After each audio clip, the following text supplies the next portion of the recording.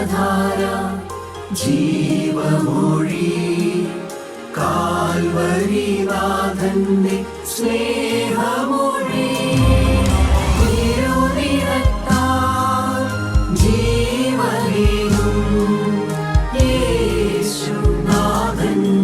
ജീവമൊഴി ജീവധാര ജീവധാര ജീവധാര.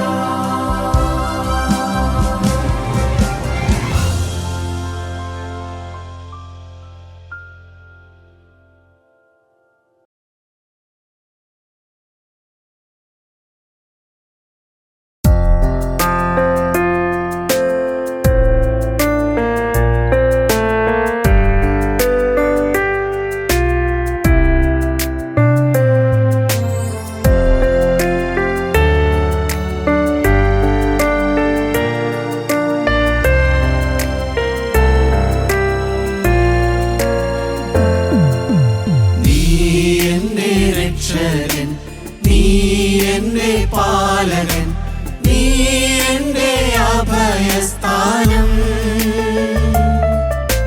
നീ എന്റെ രക്ഷകൻ, നീ എന്റെ പാലകൻ, നീ എന്റെ അഭയസ്ഥാനം.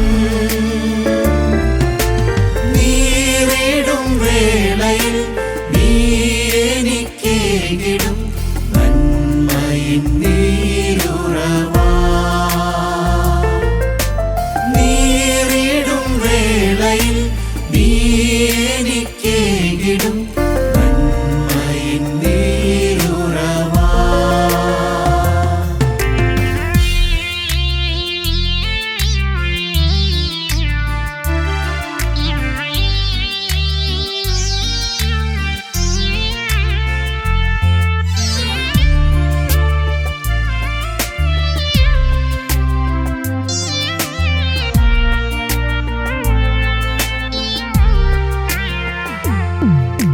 നീ ഞങ്ങൾക്കേകിടും നന്മകളോർത്തെന്നും പാടിടും സ്തുതിഗീതങ്ങൾ.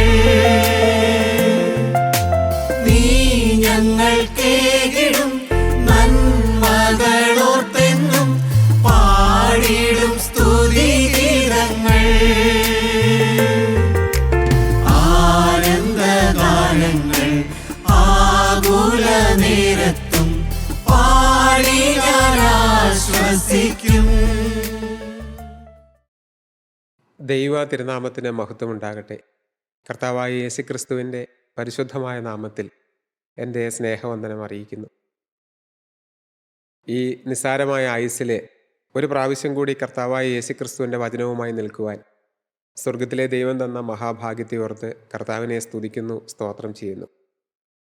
ഈ നിമിഷം എൻ്റെ ഹൃദയത്തിൽ കൂടി വന്ന ഒരു ചിന്ത, ഏതാണ്ട് 29-30 വർഷങ്ങൾക്ക് മുമ്പ് ഞാൻ ഈ ഭൂമിയിൽ തികച്ചും നിരാശനായി, ജീവിതത്തിൽ യാതൊരു പ്രത്യാശയുമില്ലാതെ ജീവിതം കൂമ്പടഞ്ഞു പോയതിനെ പോലെ നടന്നതായ സമയത്ത് എനിക്കൊരു ഭാവി ഒരു കാലത്തും ഉണ്ടാകാൻ പോകുന്നില്ല എന്ന് ചിന്തിച്ച് നടന്നതായ കാലത്ത് പലതരത്തിലുള്ളതായ ബുദ്ധിമുട്ടുകൾ, സാമ്പത്തികമായി കടുത്ത പരാധീനതകളുള്ള സമയം, ശാരീരികമായി പല മാറാ രോഗങ്ങൾ ഉള്ളതായ സമയം, വീട്ടിലുള്ളവർക്കും എനിക്കുമുള്ളതായ സമയം, അങ്ങനെ എല്ലാം കൊണ്ടും തകർന്നും തളർന്നും പോയതായ ജീവിത സമയത്ത് ദൈവത്തിൻ്റെ മാറ്റമില്ലാത്ത വചനം കേൾക്കാൻ ഒരു ഭാഗ്യം ലഭിച്ചു. ഇന്ന് ഞാൻ സമാധാനത്തോടെ, സന്തോഷത്തോടെ, ഐശ്വര്യമായി കർത്താവായ യേശുക്രിസ്തുവിൻ്റെ നാമത്തിൽ നിൽക്കുന്നു. ഞാൻ അങ്ങനെ ദൈവവചനം കേൾക്കാൻ എനിക്ക് ലഭിച്ച അവസരം ഞാൻ വിനിയോഗിക്കാതെ പോയിരുന്നെങ്കിൽ ഇന്ന് എൻ്റെ അവസ്ഥ എന്താകുമായിരുന്നു? ഒരു പക്ഷേ ഞാൻ ഈ ഭൂമിയിൽ തന്നെ ഉണ്ടാകുമായിരുന്നോ എനിക്കറിഞ്ഞുകൂടാ. അന്ന് ഞാൻ ഒരിക്കൽ പോലും ചിന്തിച്ചിട്ടില്ല ഈ തിരുവചനം എൻ്റെ ജീവൻ്റെ ആധാരമാകുമെന്ന്. ഇത് സംസാരിക്കുന്ന അല്ലെങ്കിൽ പ്രസംഗിക്കുന്ന ഒരു വ്യക്തിയായി മാറുമെന്ന് ഞാൻ ചിന്തിച്ചിട്ടില്ല. ഇന്ന് ഞാൻ നിറഞ്ഞ ഹൃദയ സന്തോഷത്തോടും സമാധാനത്തോടും കർത്താവായ യേശുക്രിസ്തുവിനോടുള്ള നന്ദിയോടും കൂടെയാണ് നിങ്ങളുടെ മുമ്പാകെ നിൽക്കുന്നത്. തിരുവചനത്തിൽ നിന്ന് ഒരു വാക്യം ഞാൻ വായിക്കാൻ ആഗ്രഹിക്കുന്നു. അത് അപ്പോസ്തലപ്രവൃത്തികൾ 1-ാം അധ്യായം അതിൻ്റെ 11-ാമത്തെ വാക്യമാണ്.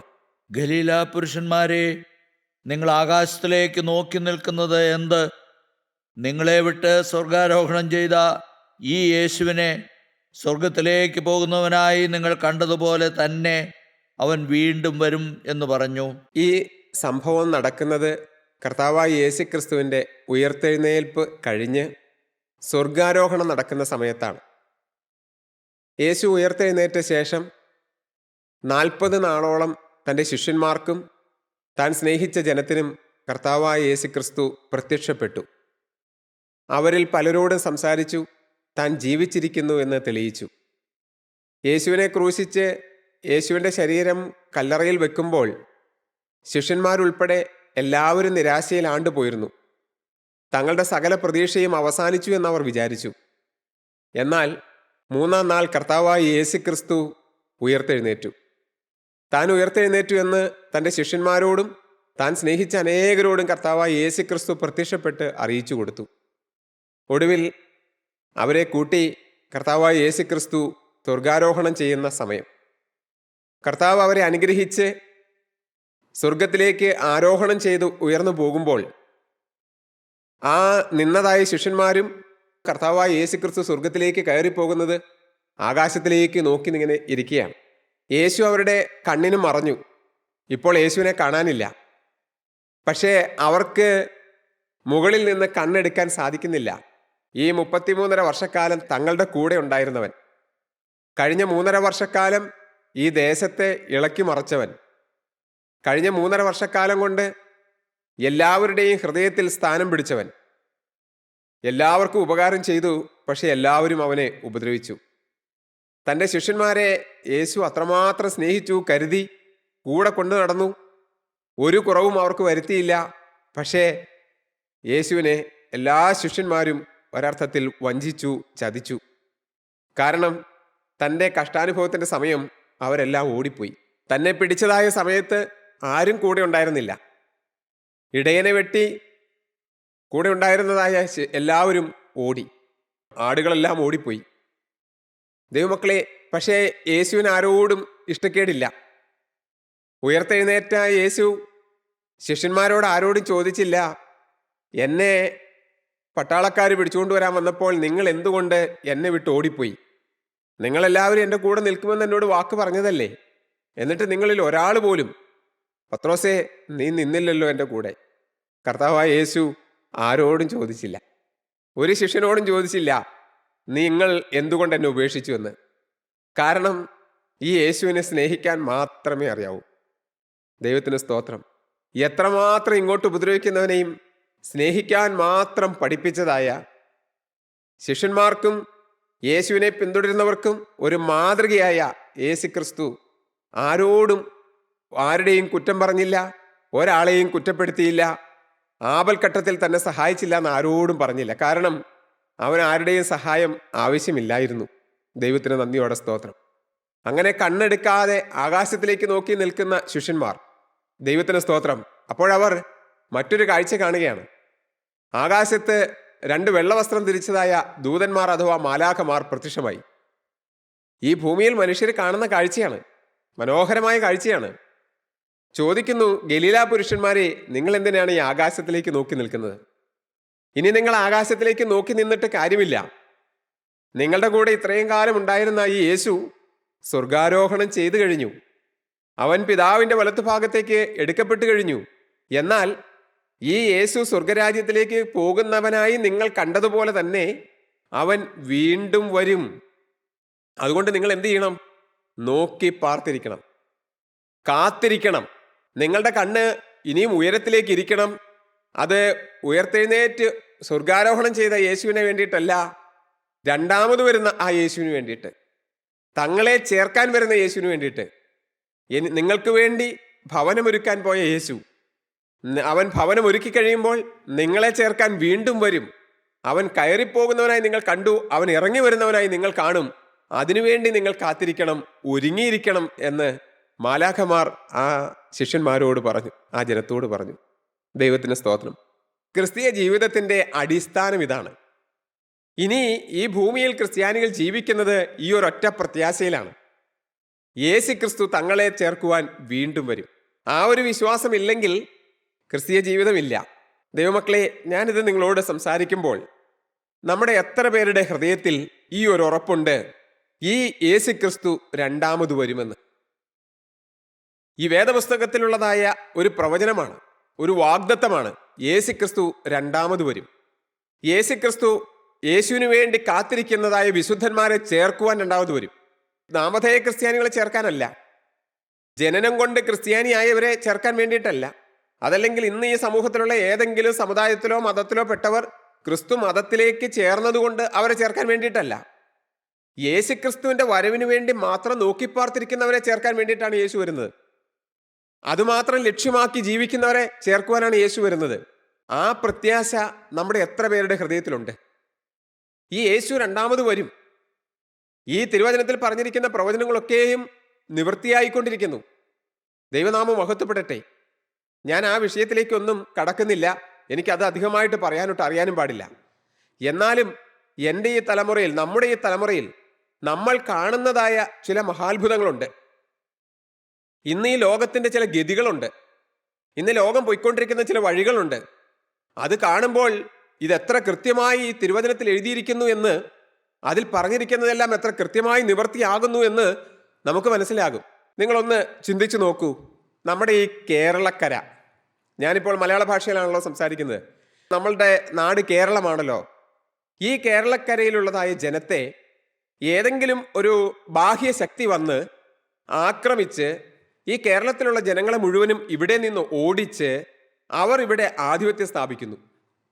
കേരളത്തിലുള്ളതായ ജനങ്ങൾ മുഴുവനും ഇപ്പോൾ ഏകദേശം 3.5 കോടി ജനങ്ങളുണ്ട്. ഈ 3.5 കോടി ജനങ്ങളെയും ലോകത്തിൻ്റെ വിവിധ ഭാഗങ്ങളിലേക്ക് അവർ ഓടിപ്പോകുന്നു. ചിന്തിച്ചു നോക്കൂ. അതിനുശേഷം ഒരു 100 കൊല്ലം കഴിയുമ്പോൾ, ഒരു 200 കൊല്ലം കഴിയുമ്പോൾ, അല്ല ഒരു 500 കൊല്ലം കഴിയുമ്പോൾ പിന്നെ ഈ കേരളത്തിൽ നിന്ന് പോയവരെല്ലാം തിരികെ വരുമോ? അവർ മരിച്ചു, അവരുടെ അടുത്ത തലമുറകൾ മരിച്ചു, 10 തലമുറ കഴിഞ്ഞു. എവിടെയൊക്കെ പോയോ അവിടെയൊക്കെ അവരുടെ മക്കൾ, കൊച്ചുമക്കൾ അവരായിട്ട് കഴിയുകയാണ്. പിന്നീട് അവർ കേരളത്തെക്കുറിച്ച് ചിന്തിക്കുന്ന പോലുമില്ല. അവരുടെ പഴയ പാരമ്പര്യം അന്വേഷിക്കാനും പോകുന്നില്ല. ലോക ചരിത്രം നോക്കിയാൽ ഇത് പല രാജ്യങ്ങളിലും സംഭവിച്ചിരിക്കുന്നത് നമുക്ക് കാണാം. എന്നാൽ AD 70-ൽ AD 135-നും ഇടയിൽ, AD 70-നും AD 135-നും ഇടയിൽ ഇസ്രായേൽ എന്ന് പറയുന്നതായ കൊച്ചു രാജ്യത്തിൽ നിന്ന് യഹൂദന്മാർ ലോകത്തിൻ്റെ വിവിധ ഭാഗങ്ങളിലേക്ക് ചിതറിപ്പോയി. അവർ അന്ന് ഉണ്ടായിരുന്ന ആ രാജ്യം അവർക്ക് എന്നേക്കുമായി നഷ്ടപ്പെട്ടു. അത് ദൈവത്തിൻ്റെ വചനത്തിൽ പറഞ്ഞിരിക്കുന്ന ഒരു പ്രവചനമാണ്. ദൈവമക്കളെ, അവർ അവിടെ നിന്ന്, ആ ദേശത്ത് നിന്ന് ലോകത്തിൻ്റെ വിവിധ ഭാഗങ്ങളിലേക്ക്, നമുക്കറിയാം നമ്മുടെ ഈ ഭാരതഭൂമിയിൽ, നമ്മുടെ ഈ കൊച്ചു കേരളത്തിൽ, ഈ കൊച്ചിയിൽ പോലും ആ യഹൂദന്മാരിൽ ചിലരെല്ലാം വന്ന് താമസിക്കുകയുണ്ടായി. നിങ്ങൾ ആലോചിച്ച് നോക്കൂ. കൊല്ലം എത്ര കഴിഞ്ഞു, നൂറ്റാണ്ടുകൾ എത്ര കഴിഞ്ഞു? 19 നൂറ്റാണ്ടോളം കഴിഞ്ഞു, 19 നൂറ്റാണ്ടുകൾ കഴിഞ്ഞു. എന്നാൽ ഈ 19ാം നൂറ്റാണ്ട് 1900 വർഷങ്ങളോളം ഏകദേശം കഴിഞ്ഞു. എന്നിട്ടും എന്ത് സംഭവിച്ചു? ആ യഹൂദ ജനം എവിടെയൊക്കെ ആയിരുന്നോ, ആ അന്ന് ഓടിപ്പോന്നതായ ആ യഹൂദന്മാരുടെ എത്ര തലമുറ കഴിഞ്ഞു? 25 വയസ്സ് വെച്ച് നമ്മൾ കണക്കാക്കിയാൽ പോലും 1900 വർഷം കൊണ്ട് ഏകദേശം 76-80 തലമുറകൾ കഴിഞ്ഞു. ഈ 80 തലമുറകൾക്ക് ശേഷമുള്ളതായ ആ യഹൂദ ജനം 1948-ൽ യെരുശലേമിലേക്ക് പല രാജ്യങ്ങളിൽ നിന്നും മടങ്ങി വന്ന് അവർ വീണ്ടും ഒരു രാജ്യം, അവരുടെ ആ പഴയ രാജ്യം ഇസ്രായേൽ എന്ന രാജ്യം സ്ഥാപിച്ചു. ഈ തലമുറയിൽ അത് നമ്മൾ കണ്ടു, നമ്മൾ ഇന്നത് കണ്ടുകൊണ്ടിരിക്കുന്നു. ആ ജനത്തെ സ്വർഗത്തിലെ ദൈവം പൊതിഞ്ഞ് സൂക്ഷിക്കുന്നത് നമ്മൾ കണ്ടുകൊണ്ടിരിക്കുന്നു. ദൈവമക്കൾ, ഇതെല്ലാം പ്രവചനത്തിൻ്റെ നിവൃത്തിയാണ്. അങ്ങനെയെങ്കിൽ ആ തിരുവചനം തന്നെ പറയുന്നു, ഈ യേശുവിനെ സ്വർഗത്തിലേക്ക് പോകുന്നവനായി നിങ്ങൾ കണ്ടതുപോലെ തന്നെ അവൻ വീണ്ടും വരും, അവൻ മടങ്ങി വരും. യേശു രണ്ടാമത് മടങ്ങി വരും. ദൈവത്തിന് സ്തോത്രം. ഈ പ്രത്യാശ നമ്മുടെ എത്ര പേരുടെ ഉള്ളിലുണ്ട്? ദൈവത്തിന് സ്തോത്രം. ഇത് സജീവമായ ഒരു യാഥാർത്ഥ്യമായി നമ്മുടെ എത്ര പേരുടെ ഹൃദയത്തിൽ വാഴുന്നുണ്ടെന്ന് നമ്മൾ ഓർക്കണം ദൈവമക്കളെ. ദൈവത്തിന് സ്തോത്രം. ഇത് വാഴുന്നുണ്ടെങ്കിൽ, ഇത് നമ്മുടെ ഹൃദയത്തിൽ സജീവമായി നിലനിൽക്കുന്നുണ്ടെങ്കിൽ, ദൈവത്തിന് സ്തോത്രം, നമ്മൾ സാധാരണ ജീവിക്കുന്നത് പോലെ, സാധാരണ മനുഷ്യർ ജീവിക്കുന്നത് പോലെ ജീവിക്കില്ല. സാധാരണ മനുഷ്യർ മറ്റുള്ളത് കാര്യങ്ങൾ കാണുന്നത് പോലെ നമ്മുടെ കണ്ണുകൊണ്ട് കാണാൻ കഴിയില്ല. സാധാരണ മനുഷ്യൻ ഒരു കാര്യം കാണുമ്പോൾ സംസാരിക്കുന്നത് പോലെ നമുക്ക് സംസാരിക്കാൻ കഴിയില്ല. നമ്മുടെ വാക്കുകളിൽ നിയന്ത്രണം ഉണ്ടാകും, നമ്മുടെ നോട്ടത്തിൽ നിയന്ത്രണം ഉണ്ടാകും, നമ്മുടെ ജീവിതത്തിലെ ശരീരത്തിൻ്റെ അവയവങ്ങളുടെ പ്രവർത്തനങ്ങളിൽ നിയന്ത്രണം ഉണ്ടാകും. നമ്മുടെ അടിമുടി മാറുന്ന ഒരനുഭവം നമ്മുടെ ജീവിതത്തിലുണ്ടാകും. യേശുക്രിസ്തുവിൻ്റെ രണ്ടാമത്തെ വരവിന് വേണ്ടി നോക്കി പാർക്കുന്ന ഒരു ജനമാണ് എങ്കിൽ, കേവലം ഞായറാഴ്ച ദിവസം ദൈവാലയത്തിൽ പോയി ആരാധനയിൽ പങ്കെടുത്ത് കുർബാന അനുഭവിച്ച് മടങ്ങിപ്പോരുന്ന ഒരു ചടങ്ങ് നടത്തുന്ന പൊത്തൂരത്തെ ക്രിസ്ത്യാനിത്വം ആയിരിക്കില്ല യേശുക്രിസ്തുവിൻ്റെ രണ്ടാമത്തെ വരവിന് വേണ്ടി കാത്തിരിക്കുന്ന ഒരു ക്രിസ്ത്യാനിയുടെ ജീവിതം. അത് ഒരുങ്ങിയിരിക്കുന്ന ജീവിതമായിരിക്കും. ഇത് വളരെ ഗൗരവമേറിയൊരു വിഷയമാണ്. ദൈവമക്കളെ, ഈ സമയം കിട്ടിയിട്ട്, തക്കത്തിൽ നമുക്കൊരു അവസരം ലഭിച്ചിട്ട് അത് വിനിയോഗിക്കാതെ പോയാൽ വൻ നഷ്ടമാണ്. അങ്ങനെ ഒരുങ്ങിയിരിക്കാത്ത ഒരു കൂട്ടം ജനത്തെക്കുറിച്ച് തിരുവചനത്തിൽ പറയുന്നുണ്ട്. യേശുക്രിസ്തുവിൻ്റെ രണ്ടാമത്തെ വരവിങ്കൽ എടുക്കപ്പെടാതെ പോകുന്നതായ ഒരു കൂട്ടം ജനത്തെക്കുറിച്ച്. അത് എല്ലാവർക്കും അറിയാം. മത്തായി ശ്ലീഹ എഴുതിയ സുവിശേഷം 25-ാം അധ്യായത്തിലെ ഒരു കഥയാണ്, ഒരു ഉപമയാണ്. യേശു തന്നെ പറഞ്ഞതാണ്, തൻ്റെ രണ്ടാമത്തെ വരവിൽ ഈ ഭൂമിയിൽ മനുഷ്യരുടെ അവസ്ഥയും അതിൽ കർത്താവ് എടുക്കുന്ന ജനവും എടുക്കപ്പെടാത്ത ജനവും ഉണ്ടാകുമെന്ന് കർത്താവ് വളരെ വ്യക്തമായി പറഞ്ഞിട്ടുണ്ട്. ദൈവനാമം മഹത്വപ്പെടട്ടെ.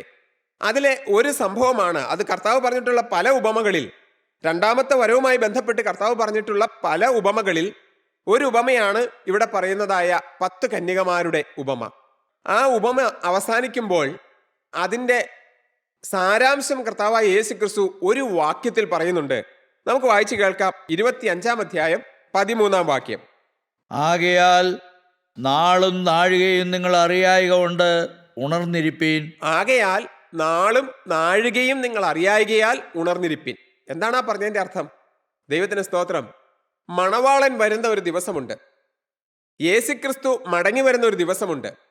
എന്നാൽ ആ വരുന്ന സമയം ഉയർത്തെഴുന്നേൽക്കണമെങ്കിൽ, അവൻ്റെ കൂടെ പറന്നുയരണമെങ്കിൽ, ജീവിച്ചിരിക്കുന്ന വിശുദ്ധർ രൂപാന്തരം പ്രാപിച്ച് അവൻ്റെ കൂടെ പറന്നുയരണമെങ്കിൽ അവർ, ഇവിടെ ജീവിക്കുന്നവർ, ഉണർന്നിരിക്കുന്നവരായിരിക്കണം. 3 വാക്കുകൾ നാം ഈ വചനത്തിൽ ഈ ഒരു ഭാഗത്ത് വളരെ വ്യക്തമായി കാണുന്നുണ്ട്. ഉണർന്നിരിക്കുന്നവരായിരിക്കണം. എന്താണ് ഉണർന്നിരിക്കുക എന്ന് പറഞ്ഞാൽ? കർത്താവായ യേശുക്രിസ്തുവിൻ്റെ വരവിന് വേണ്ടി തന്നെ ജാഗരിച്ചിരിക്കുന്നവരായിരിക്കണം. യേശുക്രിസ്തുവിൻ്റെ വരവ് തന്നെ നോക്കിപ്പാർത്തിരിക്കുന്നവരായിരിക്കണം. എൻ്റെ ജീവിതത്തിലെ ഏത് സാഹചര്യത്തിലൂടെ ഞാൻ കടന്നു പോകുന്ന സമയത്താണെങ്കിലും യേശു വന്നാൽ ഞാൻ എടുക്കപ്പെടണം. എനിക്ക് രോഗം വന്ന് ശരീരം ക്ഷീണിച്ച് ഞാൻ ആകെ തളർന്ന് നിരാശനായിട്ടിരിക്കുന്ന സമയത്തും യേശുക്രിസ്തു വരുന്നെങ്കിൽ ഞാൻ ഉയർത്തെഴുന്നേൽക്കണം, അല്ലെങ്കിൽ ഞാൻ ആ കൂടെ പറന്നു പോകണം. എൻ്റെ ശരീരത്തിൽ രോഗമുണ്ടെങ്കിലും എൻ്റെ ആത്മാവിൽ രോഗമില്ലാതെ, ആത്മാവ് യേശുവിനോട് ചേർന്ന് നിൽക്കുന്നതായ, ദൈവാത്മാവിനോട് ചേർന്ന് നിൽക്കുന്നതായ, ജീവന്റെ അനുഭവത്തിൽ നിൽക്കുന്നതായ ഒരു അനുഭവത്തിൽ ജീവിക്കണം. ഉണർന്നിരിക്കുന്നവരായിരിക്കണം.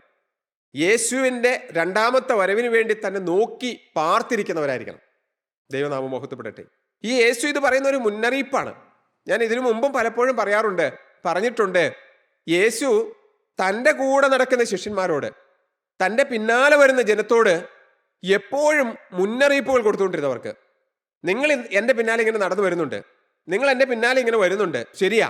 പക്ഷെ ഒരു കാര്യം നിങ്ങൾ സൂക്ഷിച്ചു കൊള്ളണം. ഇപ്പോൾ എൻ്റെ പിന്നാലെ ഇങ്ങനെ നടക്കുന്നുണ്ടെങ്കിലും നിങ്ങളിൽ പലരും എൻ്റെ കൂടെ വരില്ല.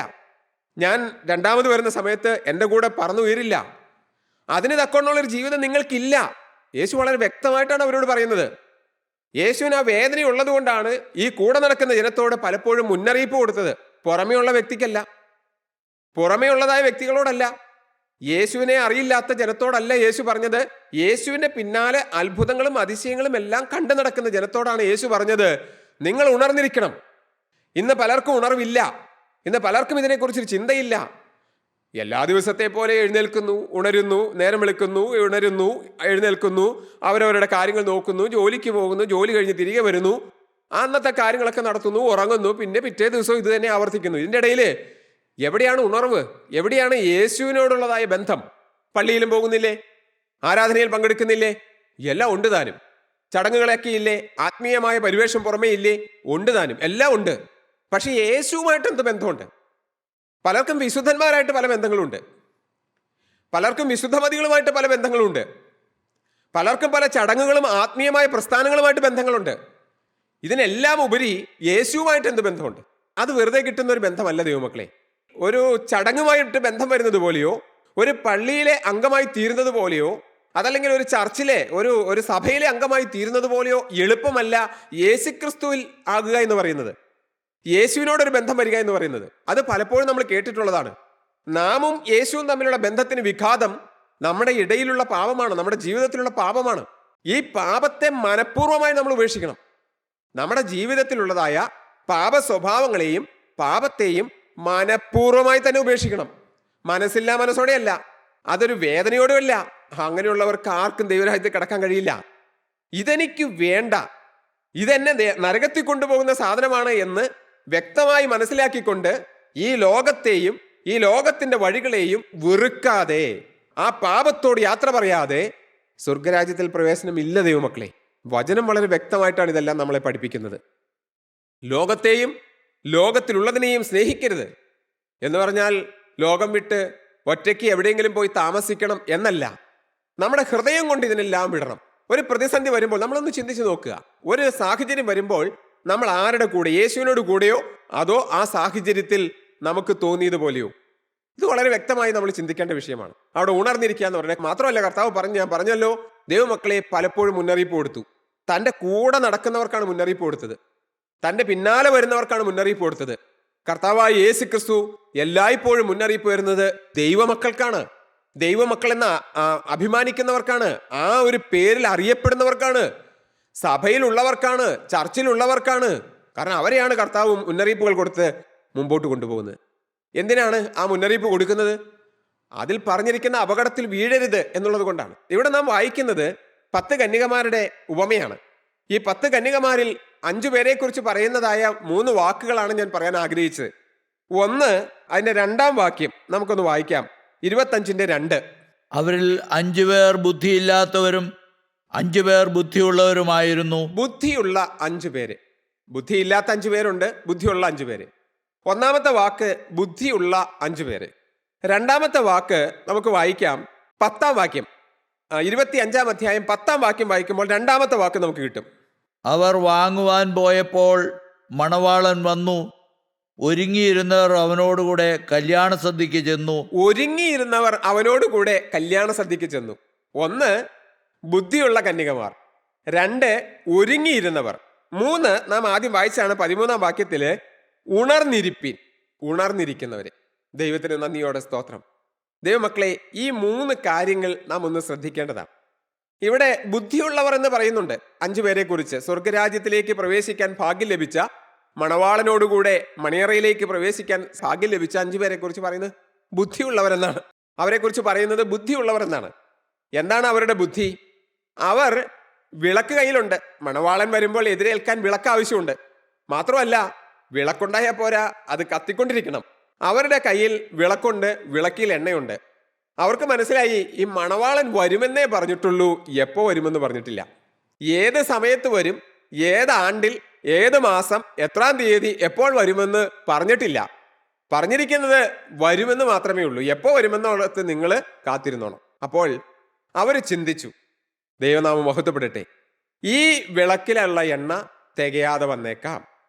കാരണം മണവാളന്റെ വരവ് എന്നാണെന്ന് പറയാത്തത് കൊണ്ട് താമസിക്കാൻ സാധ്യതയുണ്ട്, മുമ്പോട്ട് പോകാൻ സാധ്യതയുണ്ട്, കാലങ്ങൾ മുമ്പോട്ട് പോകാൻ സാധ്യതയുണ്ട്. ദൈവത്തെ സംബന്ധിച്ചിടത്തോളം, കർത്താവിനെ സംബന്ധിച്ചിടത്തോളം മനുഷ്യന്റെ ദിവസങ്ങളല്ല ദൈവത്തിന്റെ ദിവസങ്ങൾ. നാം തിരുവചനം വായിക്കുമ്പോൾ നമുക്കറിയാം, ദൈവത്തിന് ഒരു ദിവസം 1000 ദിവസം പോലെയും 1000 ദിവസം ഒരു യാമം പോലെയും ഇരിക്കുന്നു എന്ന് സങ്കീർത്തനങ്ങളിൽ പറയുന്നുണ്ട്. എന്ന് പറഞ്ഞാൽ ഒരു ദിവസത്തിൽ രാത്രിയിൽ 4 യാമം, അപ്പോൾ പകല് ഒരു 4 യാമത്തിന്റെ സമയം കൂടെ കൂട്ടുക, 8 യാമം. ദൈവത്തിന്റെ ഒരു യാമം എന്ന് പറയുന്നത് 1000 വർഷത്തിന് തുല്യമാണെന്ന്. അപ്പോൾ മനുഷ്യന്റെ ഒരു ദിവസം എന്ന് പറയുന്നത് കർത്താവിന് ശരിക്കും 8000 ദിവസം കഴിയണം. കേവലം ഇതിൽ പറഞ്ഞിരിക്കുന്ന, തിരുവചനത്തിൽ പറഞ്ഞിരിക്കുന്ന ഒരു കണക്കാണ്. അപ്പൊ മനുഷ്യന്റെ ദിവസവും ദൈവത്തിന്റെ ദിവസവും തമ്മിൽ വ്യത്യാസമുണ്ട്. മനുഷ്യന് ഒരു ദിവസം, 2 ദിവസം എന്ന് പറഞ്ഞ് 100 ദിവസം, 1000 വർഷം എന്നൊക്കെ പറയുന്നതല്ല ദൈവത്തിന്റെ 1000 വർഷം എന്ന് പറയുന്നത്. അതൊരു പക്ഷെ മനുഷ്യന്റെ ആ ദിവസം കണക്കാക്കുമ്പോൾ കോടിക്കണക്കിന് ദിവസങ്ങൾ കഴിയണം, വർഷങ്ങൾ കഴിയണം. അപ്പോൾ കർത്താവായ യേശുക്രിസ്തുവിന്റെ വരവ് വീണ്ടും മുമ്പോട്ട് പോകാൻ സാധ്യതയുണ്ട്. എപ്പോൾ വരുമെന്ന് അറിഞ്ഞുകൂടാ. അതുകൊണ്ട് എന്ത് ചെയ്യണം?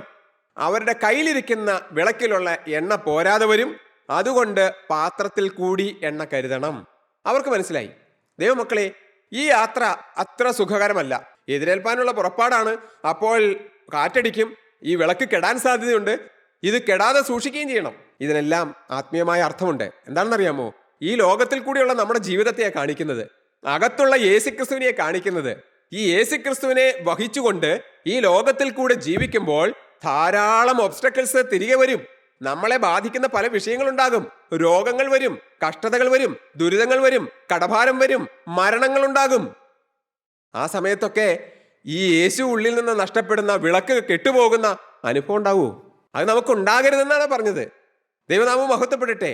ഈ യേശുവിന് വേണ്ടി കാത്തിരിക്കുന്നതായ ഈ ലോക ജീവിതത്തിൽ വരുന്നതായ കഷ്ടതകളും ദുരിതങ്ങളും മറ്റു പല കാര്യങ്ങളും, ദൈവമക്കളെ, ഒന്നും നമ്മുടെ ഉള്ളിലുള്ള വെളിച്ചം, നമ്മുടെ ഹൃദയത്തിലുള്ള യേശു നഷ്ടപ്പെടാൻ കിട്ടുപോകാൻ ഇടവരരുത്. ഇത് കത്തിക്കൊണ്ടിരിക്കണമെങ്കിൽ ഇതിനാവശ്യമുള്ള ഫ്യൂവൽ കൊടുത്തുകൊണ്ടിരിക്കണം. അത് പല രീതിയിൽ വ്യാഖ്യാനിക്കാൻ ഞാൻ അതിലേക്കൊന്നും കടക്കുന്നില്ല. പ്രാർത്ഥനയാകാം, തിരുവചന വായനയാകാം, ഈ യേശുക്രിസ്തുവിന്റെ സന്നിധിയിൽ ഇരിക്കുന്ന സമയമാകാം. ഇതെല്ലാം നമുക്കുണ്ടാകണം. എപ്പോഴും ഉള്ളിൽ കത്തുന്ന ആ തീ കൂട്ടിക്കൊണ്ടിക്കൊണ്ടുവരണം. തീ ആളി കത്താൻ നമ്മൾ സമ്മതിക്കണം. അതിനുവേണ്ടി നമ്മൾ അധ്വാനിക്കണം. അതാണ് ഒരുങ്ങിയിരിക്കുന്നവർ എന്ന വാക്കിന്റെ അർത്ഥം. നമ്മുടെ ജീവിതത്തിൽ ഈ തീ എത്രത്തോളം കത്തുന്നുവോ, എത്രത്തോളം ആളി കത്തുന്നുവോ, അതിനുവേണ്ട എണ്ണ നമ്മൾ സംഭരിച്ചു കൊണ്ടിരിക്കണം. നമ്മുടെ ജീവിതത്തിൽ നിന്ന് ഈ വിളക്ക് കത്തുന്നതിന് തടസ്സമായിട്ടുള്ളതായ സകല വേണ്ടാതിനത്തോട് യാത്ര പറയണം. അതാണ് യേശു ഉള്ളിൽ കൂടുതൽ കൂടുതൽ കത്താനുള്ള മാർഗം എന്ന് പറയുന്നത്. ഈ യേശുവിനെ സ്നേഹിക്കണം. സാത്താനെ നമ്മൾ ഉപേക്ഷിക്കണം. പിശാചിനെയും അവന്റെ വഴികളെയും നമ്മൾ ഉപേക്ഷിക്കണം. യേശുവിനെ സ്നേഹിക്കണം. അതാണ് ഒരുങ്ങിയിരിക്കുക എന്ന് പറയുന്നത്. അവർ ബുദ്ധിയുള്ളവരായിരുന്നു. അവർക്ക് മനസ്സിലായി വെളിച്ചമുണ്ട്, കത്തിക്കൊണ്ടിരിക്കുന്നുണ്ട്, പോരാ, അഡീഷണൽ ആയിട്ട് എണ്ണ വേണം. 2, അവർ ഒരുങ്ങിയിരുന്നു. അവർ എപ്പോഴും കരുതലുള്ളവരായിരുന്നു. ഈ വിളക്ക് കെട്ടുപോകാതിരിക്കണമെന്ന് അവർ ചിന്തിച്ചു. 7-ാം വാക്യം നമുക്ക് വായിക്കാം. അപ്പോൾ കന്യകമാർ എല്ലാവരും എഴുന്നേറ്റു വിളക്ക് തെളിയിച്ചു. ദൈവത്തിന് സ്തോത്രം. ഒരു സമയത്ത് വിളക്ക് അവർ കിടത്തി ഉറങ്ങിയതാണ്. ദൈവനാമം മഹത്വപ്പെടട്ടെ. അപ്പോഴാണ് മണവാളൻ വരുന്നു എന്നുള്ള ആർപ്പുവിളി. കാരണം പാതിരാത്രി കഴിഞ്ഞു, അർദ്ധരാത്രി കഴിഞ്ഞു. ഇനി മണവാളൻ എപ്പോ വരും? ഉറക്കം വന്നു, സ്വാഭാവികമായ ഉറക്കം വന്നു, എല്ലാവരും ഉറങ്ങി. അപ്പോൾ ആ വിളക്ക് അവർ കെടുത്തി വെച്ചു. എന്നാൽ മണവാളൻ വരുന്നു എന്നുള്ള ആർപ്പുവിളി കേട്ടപ്പോൾ എല്ലാവരും വിളക്ക് തെളിയിച്ചു. ബുദ്ധിയുള്ളവരുടെ വിളക്കും ബുദ്ധിയില്ലാത്തവരുടെ വിളക്കും കെട്ടുപോകാൻ തുടങ്ങി. 2 പേരുടെയും കെട്ടുപോയി. ബുദ്ധിയുള്ളവർ എന്ത് ചെയ്തു? അവരുടെ കയ്യിൽ ഇരുന്നതായ പാത്രത്തിൽ എണ്ണ പകർന്നൊഴിച്ചു, അവർ കത്തിച്ചു. അത് കത്തി തുടങ്ങി, അതിന് കുഴപ്പമില്ല. അപ്പോഴാണ് കെട്ടുപോയ കയ്യിൽ എണ്ണയില്ലാത്തവർ ചോദിച്ചത്, നിങ്ങളുടെ കയ്യിൽ നിന്ന് കുറച്ച് തരാമോ എന്ന്. ദൈവമക്കളെ, അവർ കയ്യിൽ കരുതി, അതുകൊണ്ട് അവർ ബുദ്ധിയുള്ളവർ. 2, അവർ ഒരുങ്ങിയിരുന്നു. ഇത് കെട്ടുപോകാതെ സൂക്ഷിക്കാൻ അവർ ഒരുങ്ങിയിരുന്നു. ദൈവനാമം മഹത്വപ്പെടട്ടെ. നമ്മുടെ ജീവിതത്തിൽ ഈ ഒരു ഒരുക്കം നമുക്കുണ്ടോ എന്നുള്ളതാണ് നമ്മൾ നോക്കേണ്ടത്. 1, അവർ ബുദ്ധിയുള്ളവരായിരുന്നു. 2, അവർ ഒരുങ്ങിയിരിക്കുന്നവരായിരുന്നു. നമ്മുടെ ജീവിതത്തിൽ യേശുക്രിസ്തു രണ്ടാമത് വരുമ്പോൾ ഉയർത്തെഴുന്നേൽക്കത്തക്കവണ്ണം, അല്ല രൂപാന്തരം പ്രാപിച്ച് പോകത്തക്കവണ്ണം നമ്മൾ ഒരുങ്ങിയിരിക്കുന്നവരാണോ? നമ്മുടെ ദൈനംദിന ജീവിതത്തിൽ നമ്മുടെ എല്ലാ ദിവസവും കർത്താവായ യേശുക്രിസ്തുവിന്റെ സന്നിധിയിൽ നമ്മുടെ ജീവിതത്തെ അന്നന്നത്തെ കാര്യങ്ങൾ സമർപ്പിച്ച് ക്രിസ്തുവുമായിട്ടുള്ള ഒരു ബന്ധത്തിൽ നിൽക്കുന്നവരാണോ? യേശുവിനോടുള്ള സ്നേഹത്തിൽ നിൽക്കുന്നവരാണോ? യേശു വെറുക്കുന്ന, യേശു നമ്മുടെ ജീവിതത്തിൽ വരരുന്ന ആഗ്രഹിക്കുന്ന സകല വെറുക്കപ്പെട്ട വസ്തുക്കളെയും നമ്മൾ ഉപേക്ഷിക്കുന്നുണ്ടോ? സകല വെറുക്കപ്പെട്ട സ്വഭാവത്തെയും നമ്മൾ വെറുക്കുന്നുണ്ടോ? നമ്മൾ ചിന്തിച്ചു നോക്കണം. ഇല്ല എങ്കിൽ തള്ളപ്പെടും. ആ ബുദ്ധിയില്ലാത്ത കന്യകമാർ എണ്ണ തേടിപ്പോയി. അവർ മടങ്ങി വന്നു, ഞങ്ങൾക്ക് തുറക്കണമേ എന്ന് പറഞ്ഞു. അപ്പോഴേക്കും വാതിലടച്ചിരുന്നു. ദൈവമക്കളെ, അതാണ് കർത്താവ് കൊടുത്ത മുന്നറിയിപ്പ്. നിങ്ങളും ഒരുങ്ങിയിരിപ്പിൻ, ഉണർന്നിരിപ്പിൻ. എപ്പോൾ വരുമെന്ന്, മണവാളൻ എപ്പോൾ വരുമെന്ന് അറിയായികയാൽ നിങ്ങളും ഉണർന്നിരിപ്പീൻ എന്ന് കർത്താവായ യേശുക്രിസ്തു രണ്ടാമത് വരുന്നൊരു ദിവസമുണ്ട്. സഹോദരരെ, നിങ്ങൾ ആ ദിവസം യേശുക്രിസ്തുവിന്റെ കൂടെ പറക്കുവാൻ തക്കോണം ഉയർത്തെഴുന്നേൽക്കുമോ? അല്ല രൂപാന്തരം പ്രാപിച്ച് യേശുവിനോട് കൂടെ പറക്കുമോ? ദൈവമക്കളെ, ഞാൻ ഭയപ്പെടുന്ന ഒരു ദിവസമാണത്. ഞാൻ അതിനെ പ്രതീക്ഷിക്കുന്ന ഒരു ദിവസമാണ്. പക്ഷെ എൻ്റെ ഉള്ളിൽ ഭയം വരാറുണ്ട് ഇടയ്ക്കിടയ്ക്ക്. കാരണം ഞാൻ പറക്കാതിരിക്കുന്ന ഒരു അനുഭവം ഉണ്ടോ? ഞാൻ അതുകൊണ്ട് ഇടയ്ക്കിടയ്ക്ക് കർത്താവിനോട് ചോദിക്കാറുണ്ട്, കർത്താവേ, തടസ്സമുള്ള എന്തെങ്കിലും ഉണ്ടോ? ഞാൻ പറക്കുന്നതിന് എന്തെങ്കിലും തടസ്സമുള്ള സാധനം എൻ്റെ ജീവിതത്തിലുണ്ടോ? ഞാൻ യേശുവിനോട് ചോദിക്കാറുണ്ട്. അതിനുവേണ്ടി സമയം ചെലവഴിച്ച് കർത്താവിൻ്റെ സന്നിധിയിൽ ഇരിക്കാറുണ്ട്. എൻ്റെ ജീവിതത്തിലുള്ളത് കണ്ടുപിടിച്ച് ഉപേക്ഷിക്കാറുണ്ട് ദൈവമക്കളെ. അങ്ങനെ ഒരു ജീവിതം നമ്മളുണ്ടോ? എങ്കിൽ നമുക്ക് ധൈര്യത്തോടെ മുമ്പോട്ട് പോകാം. അങ്ങനെ കർത്താവായ യേശുക്രിസ്തുവിന്റെ രണ്ടാമത്തെ വരവെങ്കിൽ ഉയർത്തെഴുന്നേൽക്കുന്ന, അല്ലെങ്കിൽ രൂപാന്തരം പ്രാപിച്ച് പറന്നുയരുന്ന ഒരു ജനമായി നമുക്ക് മാറാം. അതിന് സ്വർഗത്തിലെ ദൈവം നമ്മെ സഹായിക്കട്ടെ. നമുക്ക് നമ്മുടെ തലകളെ വണക്കാം, പ്രാർത്ഥിക്കാം. സ്നേഹനിധിയായ ഞങ്ങളുടെ ദൈവമേ, കരുണയുള്ള കർത്താവേ, അവിടുന്ന് ഈ ഭൂമിയിൽ 3.5 വർഷക്കാലം അവിടുത്തെ വേല ചെയ്ത് ജീവിച്ച സമയത്ത് അവിടുത്തെ പിന്നാലെ വന്ന ശിഷ്യന്മാരോടും ജനത്തോടും പലപ്പോഴും മുന്നറിയിപ്പുകൾ അവിടുന്ന് കൊടുത്തല്ലോ കർത്താവേ. അത് ഞങ്ങൾക്ക് മനസ്സിലാക്കുവാൻ, ഈ തലമുറയിലുള്ള ഞങ്ങൾക്ക് മനസ്സിലാക്കുവാൻ അവിടെ നിന്ന് ഞങ്ങൾക്ക് വേണ്ടി എഴുതി ഞങ്ങൾക്ക് തന്നല്ലോ കർത്താവേ. അപ്പ നന്ദിയോടെ ഞങ്ങൾ നിന്നെ സ്തുതിക്കുന്നു. ഈ വചനത്തിലുള്ളത് പ്രകാരം കർത്താവെ ഒരുങ്ങിയിരിപ്പാൻ ഞങ്ങളെ സഹായിക്കണമേ. കർത്താവെ, ഈ വചനം കേട്ട ഞങ്ങൾ ഓരോരുത്തരും യേശുവിന്റെ രണ്ടാമത്തെ വരവെങ്കിൽ പറന്നു വരുവാൻ തക്കവണ്ണം ഒരുക്കമുള്ളവരായിരിക്കാൻ, ഉണർന്നിരിപ്പാൻ, കർത്താവെ ബുദ്ധിയുള്ളവരായിരിക്കാൻ ഞങ്ങളെ സഹായിക്കണമേ. തീരുമാനമെടുത്ത ഏവരുടെയും പേര് ജീവന്റെ പുസ്തകത്തിൽ എഴുതണമേ. യേശുക്രിസ്തുവിന്റെ പരിശുദ്ധമായ നാമത്തിൽ തന്നെ,